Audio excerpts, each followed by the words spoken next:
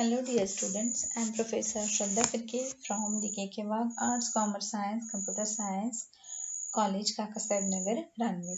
And today we are going to study the switching techniques from the physical layer of OSI, so reference model in computer networking.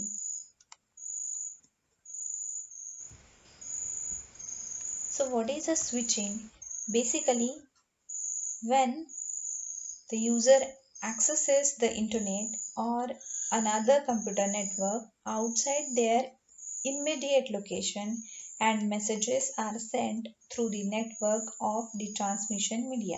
So this technique of transferring the information from one computer to network to the another network is called a switching technique. Switching in the computer network is achieved through using the switches. A switch is a small hardware device or the networking device which is used to join the multiple computers together in one local area network, that is in one LAN.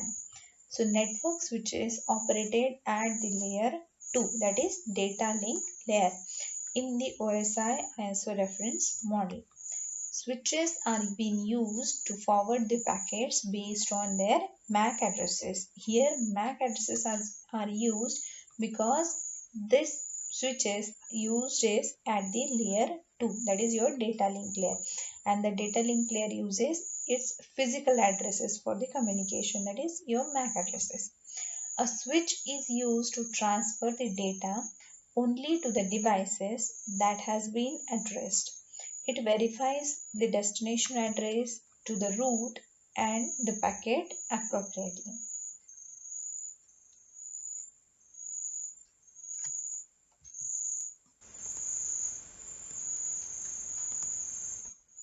So what are the different switching techniques? In a larger networks, there are multiple paths from sender to receiver. So the switching techniques will decide the best route for the data transmission. That is, it finds the optimal path for your destination. The switching techniques are used to connect the systems and to make one-to-one communication. So the switching techniques are basically divided into three different parts. First one is circuit switching, then the message switching and the packet switching. Again, the circuit switchings are further divided into two parts, space division switches and time division switches. Then the packet switching is also divided into two different parts, datagram approach and virtual circuit approach.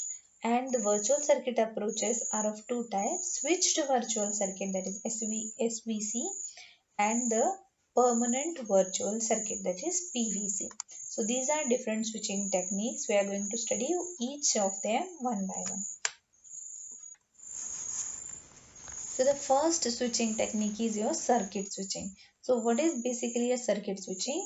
In a circuit switching, it is a switching technique that will establish a dedicated path between sender and receiver. That is, it will create the circuit from sender to receiver. In a circuit switching technique, once the connection was established, then the dedicated path will remain to exist until the connection is terminated. The circuit switching in the network operates in a similar way as the telephonic path or the telephone communication. A complete end-to-end path must exist between the communication takes place, before that communication takes place. So in case of circuit switching techniques, whenever any user wants to send the data, that is a voice, video or the request signals is to be sent to the receiver, then the receiver sends back an acknowledgement to ensure that the availability of your dedicated path. After receiving that acknowledgement, the dedicated path will transfer the data.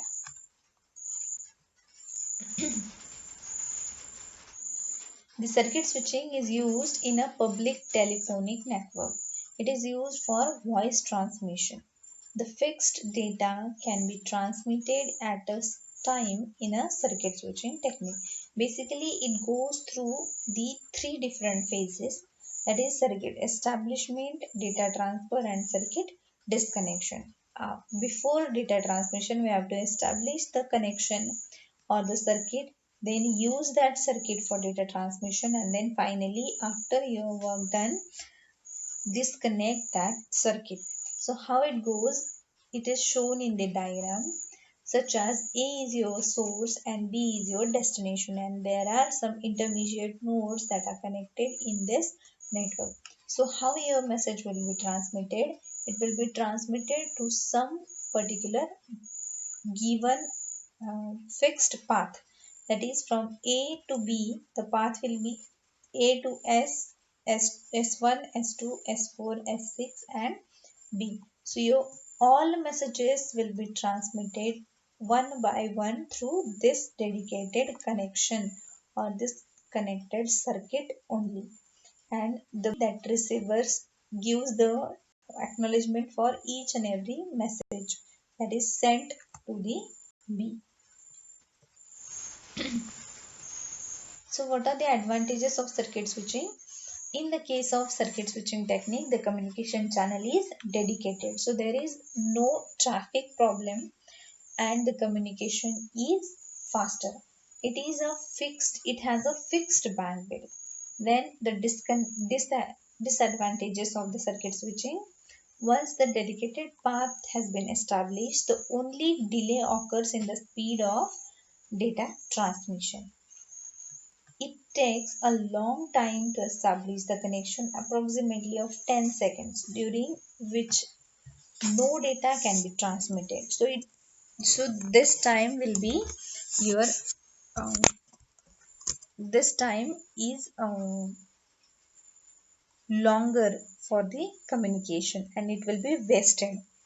So it is more expensive than the other switching technique because of the dedicated path that is required for each connection. It is an inefficient use because once the path has been established, no data transferred, then the capacity of your path will be wasted. In case of connection is dedicated, therefore no other can be transmitted even if the channel is free. So the channel will be wasted for that particular time period. The next switching technique is your message switching. So what is a message switching? It is a switching technique in which the messages are transmitted as a complete unit and routed through the intermediate nodes at which it is stored and forwarded. So it uses the technique of store and forward. In the message switching technique, there is no establishment of the dedicated path between sender and receiver. The designation address or your receiver address is appended to the message. The message switching provides the dynamic routing as the message is routed through the intermediate nodes and based on the information available in the messages. The message switches are programmed in such a way that they can provide the most efficient routes, and each and every node that will store the entire message and then forward it to the next node. So therefore, this type of network is known as a store and forward network, and the technique is also called as a store and forward technique. The message switching treats each message as an independent entry or entity. So how it goes? Let's consider A is your source and B is your destination. So how your message will be transmitted? Each one of them messages will find their individual route. Each one of the message will be transmitted separately, not through the same or the same particular route. So look here, the A message has, or message 1 has this path, message 2 has this path, maybe the message 3 will have some different another path also. So the each of the message will have their different message sending path, and each one of this intermediate node will take that message, store it, read the information and then forward it. So therefore this technique is called as a store and forward technique. So we will see what are the advantages of the message switching. The data channels are shared among the communicating devices that will improve the efficiency of your available bandwidth. Then the traffic congestion can be reduced because a message is temporarily stored in the nodes. The message priority can be used to manage the network. The size of the message which is being sent over the network can be varied. Therefore it will support the data of unlimited size. Now what are the disadvantages of the message switching? The message switches must be equipped with sufficient storage to ensure or to enable them to store and messages until the message is forwarded. The long delay can occur due to the storing and forwarding facility provided by the message switching technique.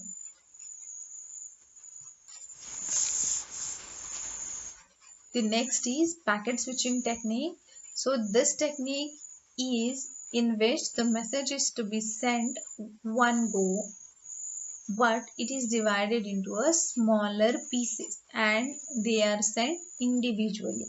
The messages splits into a simple pieces that are called as a packets, and these packets are given unique number to identify their order at the receiving end.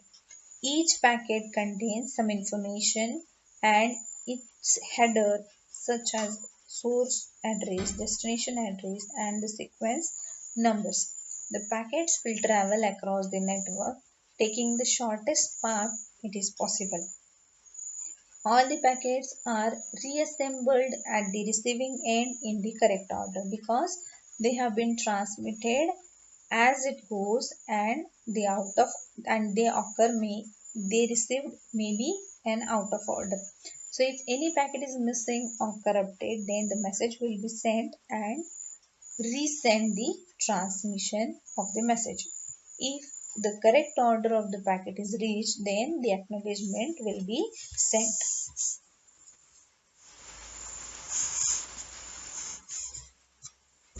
So the diagram shows us how the packet switching technique works.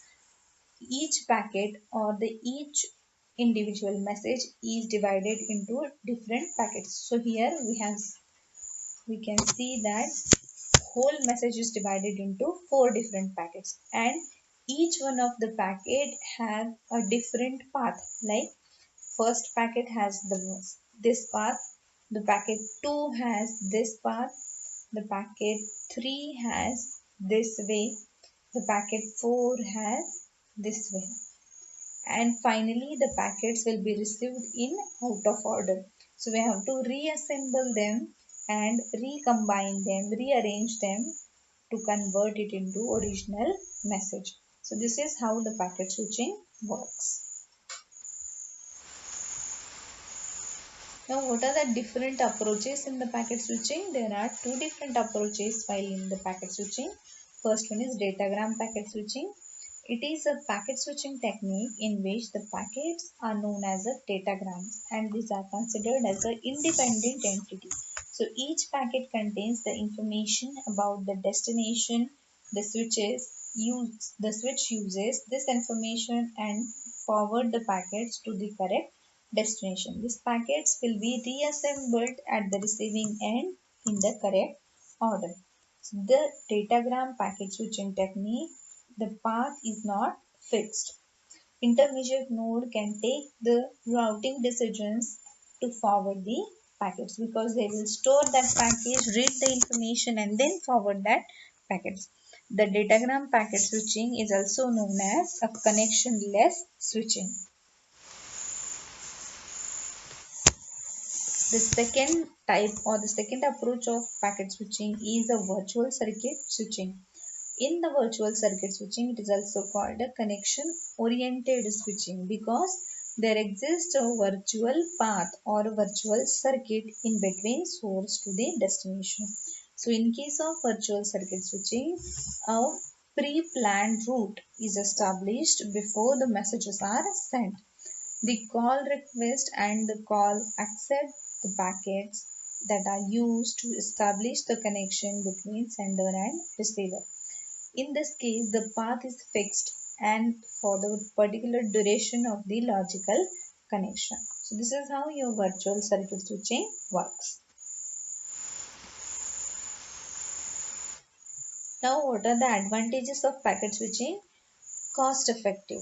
In the packet switching technique, the switching devices do not require the massive storage to store the packets, so the cost will be minimized for some context. Therefore, we can say that the packet switching technique is a cost effective technique. Then the reliability or the reliable. If no node is busy, then the packet will be routed or rerouted. This ensures that the packet switching technique provides the reliable communication. Efficient. The packet switching is very efficient technique because it do not require any established path prior to the transmission, and any user can use the same communication channel simultaneously. Hence, it makes the use of available bandwidth very efficiently. Now, what are the disadvantages of the packet switching? In the packet switching, we cannot implement in those applications that will require low delay and high quality services, because there is a lot of delay during the packet switching while we are using the different packets to route it individually. We have to reassemble the packets after receiving end, so that will take a lot of delay and that will take a lot of time. The protocol used in a packet switching technique are very complex and that will require a high implementation cost. If the network is overloaded or the corrupted, then it requires the transmission or the retransmission of the lost packet. It also needs to the loss of critical information, so if the errors are not recovered.